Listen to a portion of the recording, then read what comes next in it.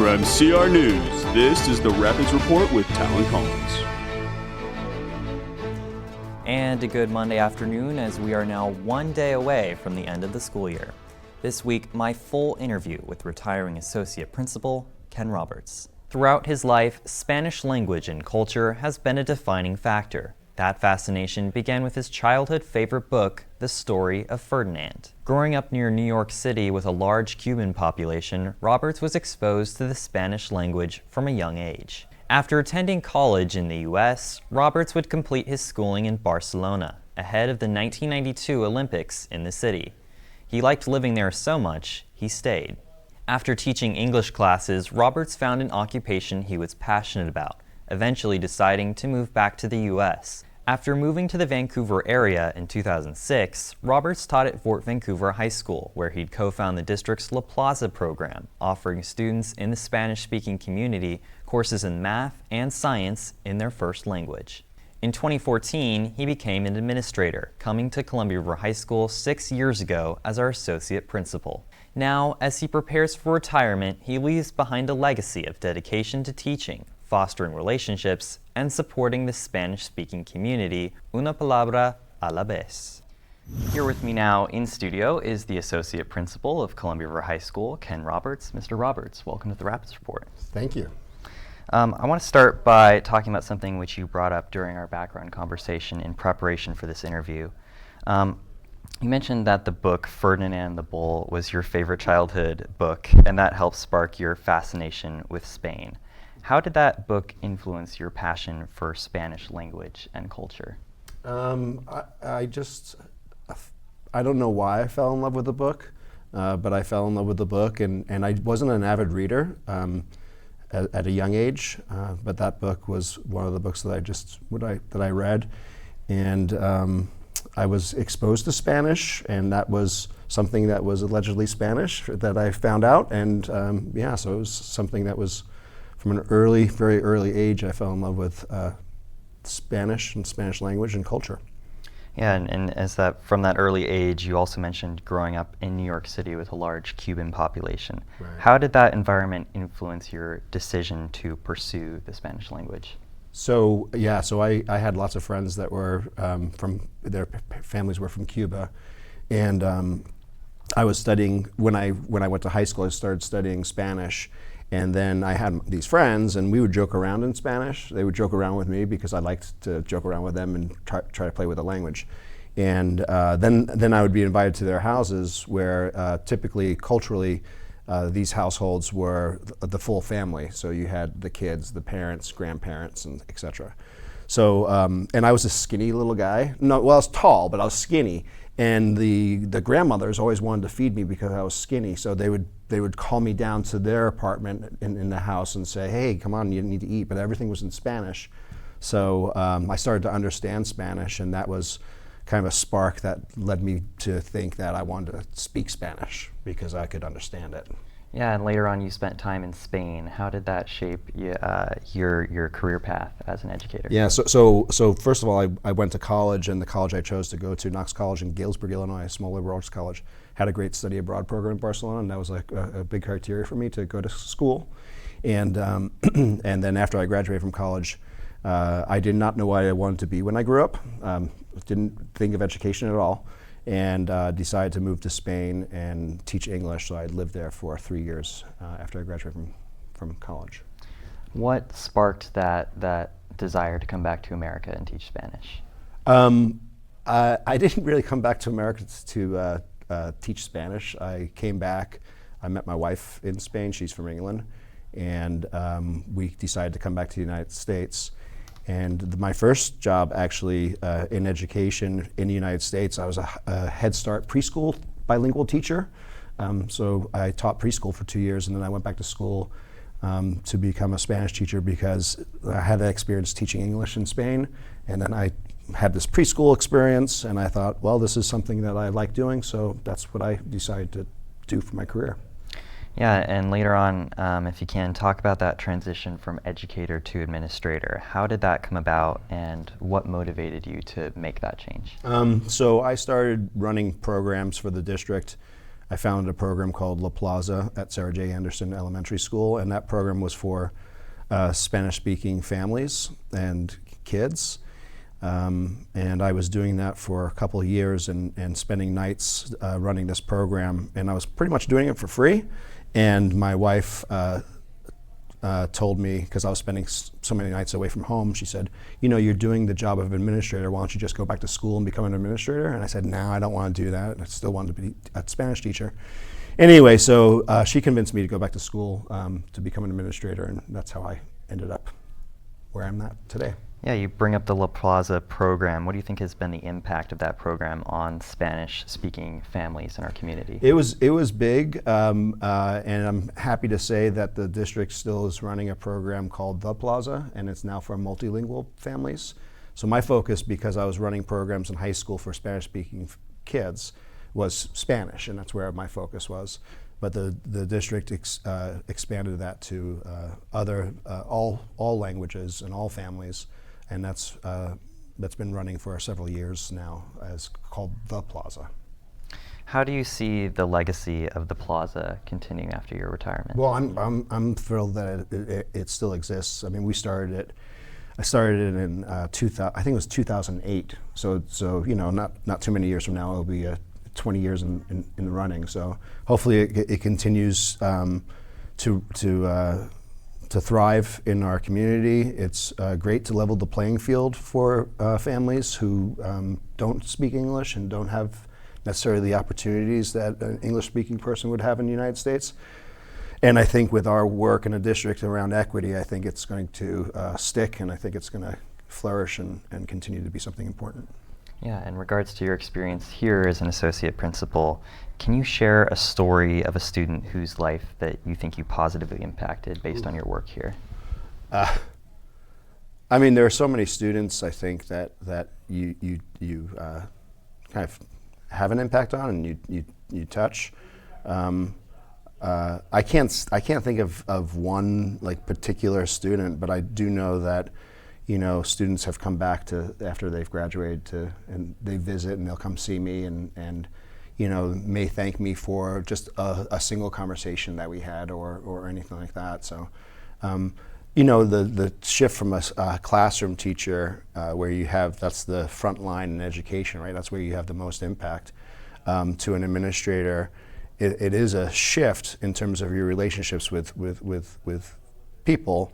But even if you think about take this show, Liam in the Halls, right? Liam and I became friends just because he started being goofy with me and wanting to do videos, and I was excited to do videos with him, and you forge a relationship through interests or whatever it is that happens at school. So that's an example. I mean, I think Liam and I will have a friendship now for a while because we both have the experiences and memories of working together. Yeah, so on that topic of fostering relationships, you said that, quote, no significant learning will happen without a significant relationship. Right. Can you elaborate on that, as well as how that philosophy influenced your approach to education? Yeah, so I mean, the first and foremost, I think that teachers are first teachers, not necessarily like a social studies teacher or a science teacher or a Spanish teacher. And part of that teaching is just that, is fostering a relationship with kids. If you don't have a relationship with kids, it's hard to convince them that what you're doing is important, and it's hard to get kids on your side. But once you do have that relationship going, then it's easy to come back and say, there's a thing called the emotional bank account, right? The emotional bank account is you build a relationship, you build friendships with students, and you kind of, it's like depositing money into an account. And sometimes you have to, with a student, when you have a meaningful relationship, sometimes you have to take a withdrawal from that account and say, hey buddy, or hey, this is what you're doing right now, and this is not what we want to have happen here, and you know that and I know that, and then you can have that serious conversation with a student if needed, right? Yeah. But the relationship, relationships are everything in education. Without relationships, we're not going to be going very far. What would you say have been other philosophies that have influenced your career? Well, when I became an administrator, I decided they asked me what I wanted to do, and what I really wanted to do is oversee special education. And so I think there's a lot of things that I've done in my career to serve underserved populations.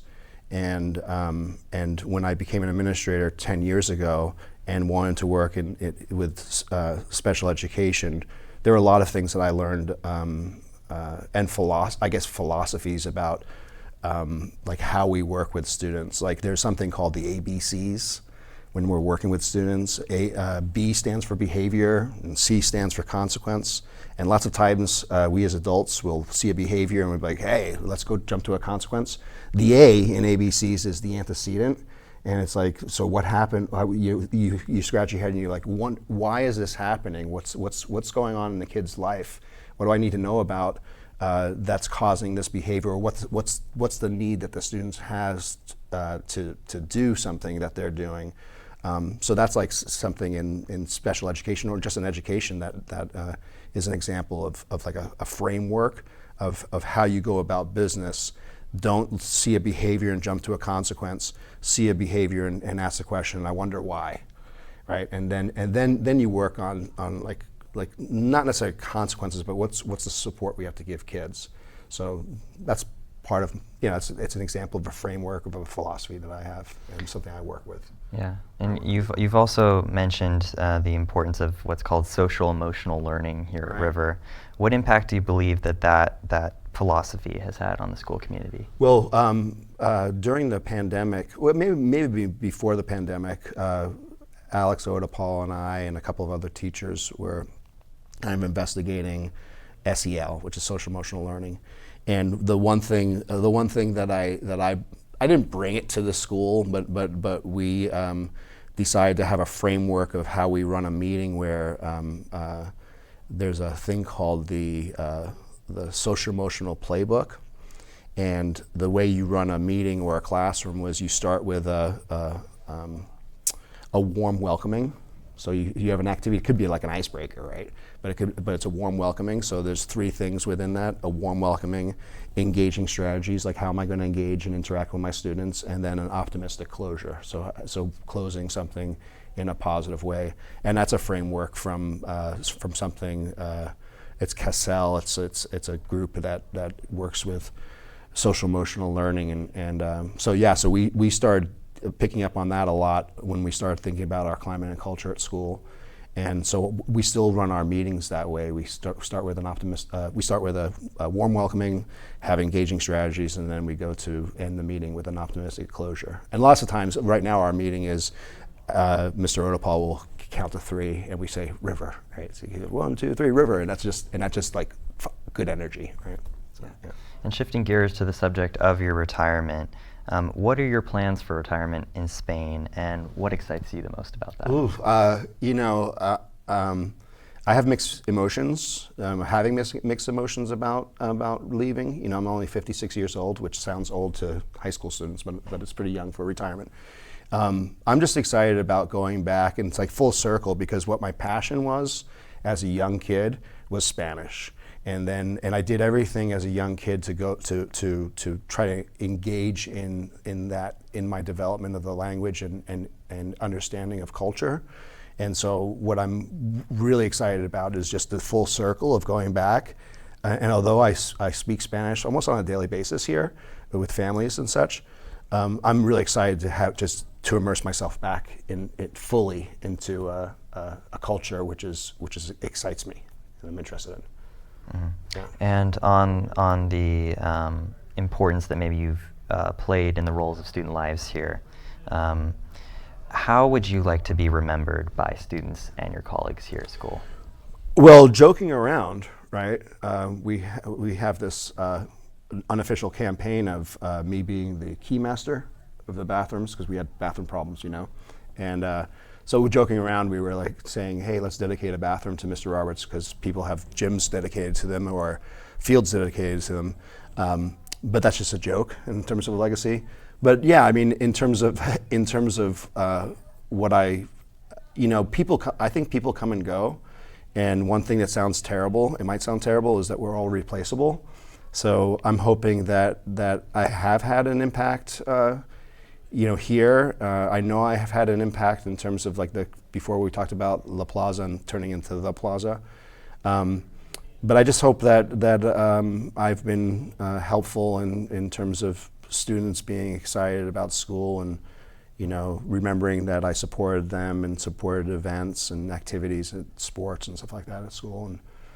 And I don't know. It's up to other people to figure that out. I can't say what my legacy necessarily is going to be. Yeah. What advice do you have for future teachers and administrators who want to make that meaningful impact in the community?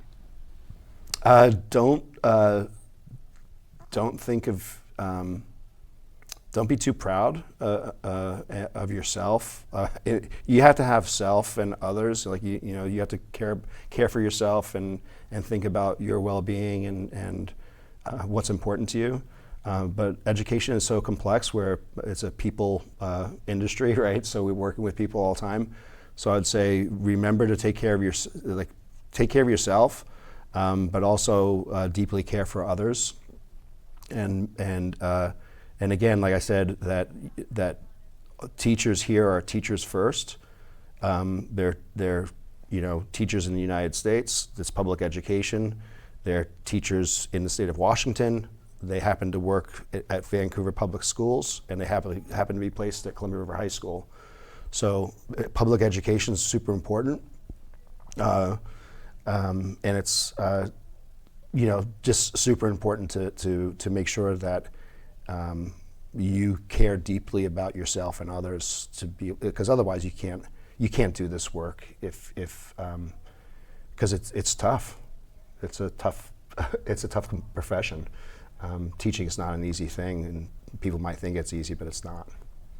Yeah, and on the subject of your impact on the Spanish-speaking community, how do you think that educators can better support multilingual students and their families? Well, we've been working on, this past year, we've been working on looking at, we call multilingual learners, so students who have households where another language is spoken, or they grew up speaking another language and they speak English now. I think just recognizing and being aware of who they are, and then creating their strategies, their teaching strategies that are good for all students, but focus in on language. Because everything is language, whether you're in a history class, a science class, or whatever, everything's language. So how do students, all students, get the opportunity, access to the language that's being expressed in a classroom? So this year we started working on, matter of fact, we had a staff meeting this morning, and yesterday, in preparation for the staff meeting, we were talking about what's the learning target, what's the language target, what language are we actually focusing on? And the focus was on reading, right? So being really explicit about what it is that we want students to learn linguistically in terms of the academic vocabulary that's involved in the content. So hopefully we continue to focus on that, and which gives access to all learners. Yeah, and lastly, kind of during your time here as an associate principal, what do you believe has been your most significant accomplishment? Here? Yes. I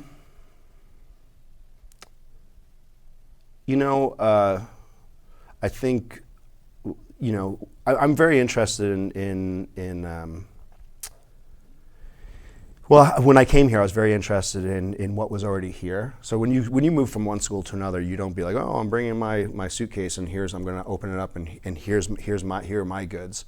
You have to find out what's going on at the school, and what excited me when I first came here was that we had these set ideals, the River ideals: respect, integrity, value, excellence, responsibility, and there are, in schools, there's a thing called PBIS, which is usually in elementary schools, but it's being really explicit about what it means to be respectful, have integrity, what do we value, how do we express our excellence and responsibility. So I worked with ASB, and we created, there's posters all over. We don't use them a lot, but I know that every single time we have an assembly, I say to teachers, please share the river ideals on assemblies, and I think that's one thing that I'll leave behind. Hopefully they're not just posters on the walls. Hopefully people embrace, the school embraces the river ideals, and it's something to look at and to focus on in terms of what we want to see in terms of how this school is. And kids came up with the river ideals. I don't know who came up with them when, but we embraced them, and the students created all the actionable things around these ideals, whether it be in an assembly, at a sporting event, in the commons while we're eating, or in the gymnasium, whatever it is. There are ways that there could be an agreement of how we want to see ourselves, and what we want to see, and the actions we want to see, and what we want to hear. And I think that's something that would be a great focus, and something that I didn't create, but I helped expand, I think. So, yeah. All right, well, Mr. Roberts, thank you so much for your time today. Yeah, appreciate it. Thank you. Yeah. And that is our show for this Monday and for this school year. I want to thank each of you for watching this program and for your time. It's a long show, but I hope that during the course of each episode, you learn something new and we make you think. If we're doing that, we're doing our jobs. This show is all about addressing and reporting on issues in our community. It's all about having a conversation. So if you're watching this show, you're part of that conversation, and we value your input. So don't be afraid to reach out, because right now, we need more voices to stand up and to take action, to be a part of the solution. I'm Talan Collins. We'll be back next year, because here at CR News, the Rapids reports.